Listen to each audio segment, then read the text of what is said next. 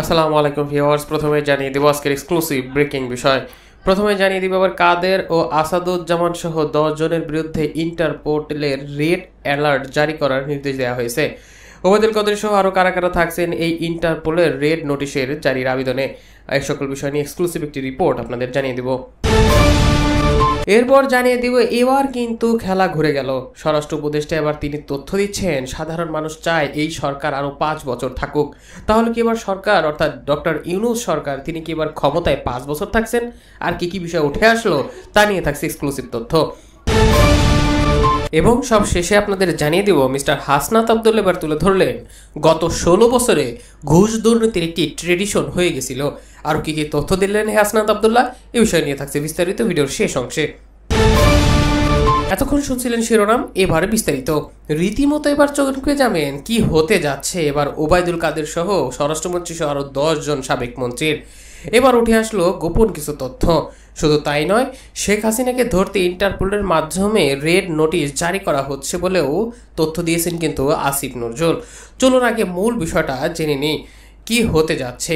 মূলত শেখ হাসিনা এবং ওবায়দুল কাদের সহ যারা আছেন তাদের বিরুদ্ধে কিন্তু এবার ইন্টারপোলের মাধ্যমে গ্রেফতার করে দেশে আনা যায় কি না সে বিষয়গুলো নিয়ে কিন্তু মন্ত্রীদের বিরুদ্ধে ব্যাপক সোচ্চার হচ্ছে প্রধান উপদেষ্টার পরিষদ। এবার ওবায়দুল কাদের সহ 10 সাবেক মন্ত্রীর উপদেষ্টা ও মেয়রের বিরুদ্ধে ইন্টারপোলের রেড নোটিশ জারির জন্য চিঠি।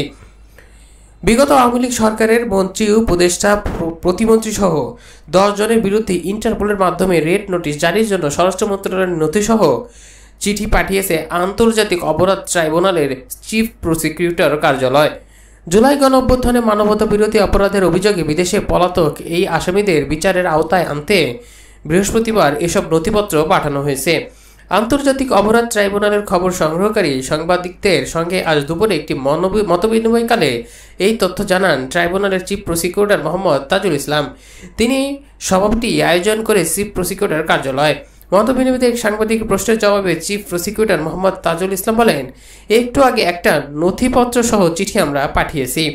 আন্তর্জাতিক পুলিশ সংস্থা ইন্টারপোলের মাধ্যমে যাদের বিরুদ্ধে রেড নোটিশ জারির জন্য আজ চিঠি দেওয়া হয়েছিল তারা হলেন সাবেক পরিবহন ও সেতুমন্ত্রী ওবায়দুল কাদের, স্বরাষ্ট্রমন্ত্রী আসাদুজ্জামান কামাল, মুক্তিযুদ্ধ বিষয়ক মন্ত্রী মোজাম্মেল হক, পররাষ্ট্রমন্ত্রী হাসান মাহমুদ, বস্ত্র ও পাট মন্ত্রী জাহাঙ্গীর কবির নানক, শিক্ষামন্ত্রী মাহবুবুল হাসান চৌধুরী, ঢাকা দক্ষিণ সিটি কর্পোরেশনের মেয়র শেখ ফজলে নূর তাপস, সাবেক প্রধানমন্ত্রী শেখ হাসিনার প্রতিরক্ষা বিষয়ক উপদেষ্টা major general of Tariq Ahmed Siddique, বিদ্যুৎ জ্বালানি ও খনিজ সম্পদ প্রতিমন্ত্রী নুরুল হামিদ, তথ্য ও সম্প্রচার প্রতিমন্ত্রী মোহাম্মদ আলী আরাফাত।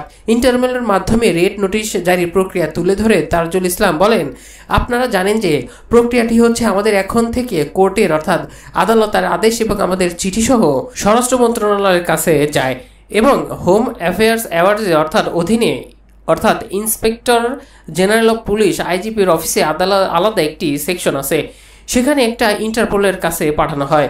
এই 10 জনের বিরুদ্ধে আমরা রেড নোটিশের জন্য সব ডকুমেন্টস তৈরি করে আমাদের অফিস থেকে ইন্টারপোলের জেনারেল অফ পুলিশের অফিসে পাঠিয়েছি। তারা সেখান থেকে যথানিয়মে এটা ইন্টারপোলের কাছে পাঠাবে। এ সকল বিষয় উঠে আসে।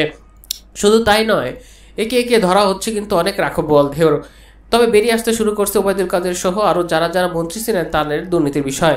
এবার তাদেরকে ধরতে ইন্টারপোলের মাধ্যমে নোটিশ পাঠিয়ে তাদের বিরুদ্ধে গ্রেফতারি পরোয়ানা কিন্তু জারি করা হবে।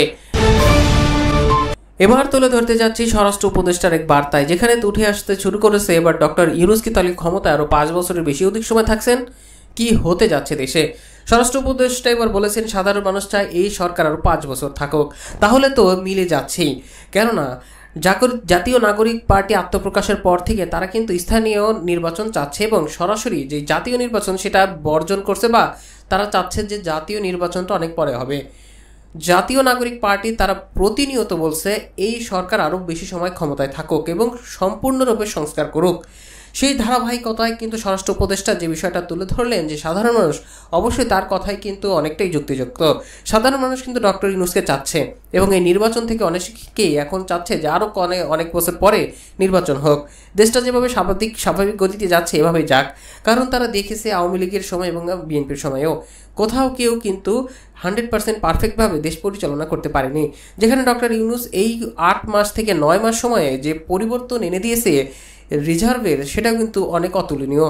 যে বিষয়গুলো নিয়ে কিন্তু প্রধান উপদেষ্টা ডক্টর মোহাম্মদ তিনি প্রশংসায় ভাসছেন। সর্বশেষ চীন সফরে তিনি একটি বড় নজির স্থাপন করলেন, যার ফলে কিন্তু ভারত এবার নড়ে চড়ে বসেছে। তারাও কিন্তু একটু চিন্তার ভাস সৃষ্টি হয়ে এসেছে। এখান থেকে সাধারণ মানুষ চায় এই সরকার আরও 5 বছর থাকুক। স্বরাষ্ট্রমন্ত্রীর এই বক্তব্যে আরও অনেক কিছুই উঠে আসে। স্বরাষ্ট্র ও কৃষি উপদেষ্টা জাহাঙ্গীর আলম চৌধুরী তিনি বলেছেন, সাধারণ মানুষ চায় এই সরকার আরও অন্তত 5 বছর রাষ্ট্র পরিচালনার দায়িত্বে থাকুক। দেশের আইন শৃঙ্খলা আগের তুলনায় অনেক ভালো। বিভিন্ন থানা থেকে অস্ত্র উদ্ধারের কাজ চলছে। এটি সম্পন্ন হলে পুলিশের কার্যক্রম আরও বাড়বে। যারা পরিস্থিতি অবনতি করতে চায় আমরা তাদের আইনের আওতায় আনছি। পরিস্থিতি ধীরে ধীরে আরও উন্নতি হচ্ছে। জাহাঙ্গীর আলম আরও বলেন, এই স্বরাষ্ট্র উপদেষ্টা ভারতের সঙ্গে আমাদের দেশের সংঘাতের কোনো আশঙ্কা নেই। ভারত পলাতক আওয়ামী লীগ নেতাদের ফিরিয়ে আনার জন্য একটি চুক্তি হয়েছে এবং এই প্রক্রিয়া চলমান রয়েছে। শেখ হাসিনাকে ফিরিয়ে আনার বিষয়ে তিনি বলেন, ক্রিমিনালদের হ্যান্ড ওভার বিষয়ে ভারতের সঙ্গে আমাদের একটি চুক্তি আছে। এই চুক্তির আন্ডারে তাকে আনার চেষ্টা করা হবে। তিনি বলেন, সুনামগঞ্জের এক তথ্য দেন কিন্তু এই স্বরাষ্ট্র উপদেষ্টা। তিনি আরও তথ্য দেন, কয়েকদিনের মধ্যে ঝড় বৃষ্টি হতে শুরু করতে পারে, অথচ এখনও মাত্র ধান কাটা শুরু হয়েছে। এই অবস্থায় কৃষকরা কিছুটা শঙ্কায়ও আছে। এ সকল বিষয়ে উপস্থিতি করার সময় তিনি একবার বলেই ফেললেন, এবার সাধারণ মানুষ চায় এই সরকার আরও 5 বছর ক্ষমতায় থাকুক। তাহলে বিশ্ববাসী দেখবে বাংলাদেশের অবস্থান কত দূরে যায়। এভাবেই কিন্তু স্বরাষ্ট্র উপদেষ্টা তিনি তুলে ধরেন তার প্রধান উপদেষ্টা ডক্টর মোহাম্মদ ইউনূসের সাফল্য, যেখানে উঠে আসতে শুরু করেছেন নানা ধরনের বিষয়। চীন সফর থেকে শুরু করে আরও বিভিন্ন জায়গায় সফর করেছেন। বিশেষ করে রোহিঙ্গা ইস্যু নিয়েও কিন্তু প্রধান উপদেষ্টা অনেকটাই সাকসেস। 1.5 লাখের মতো রোহিঙ্গা কিন্তু এবার মিয়ানমারে যাচ্ছে, এমন একটি চুক্তিও সই হচ্ছে।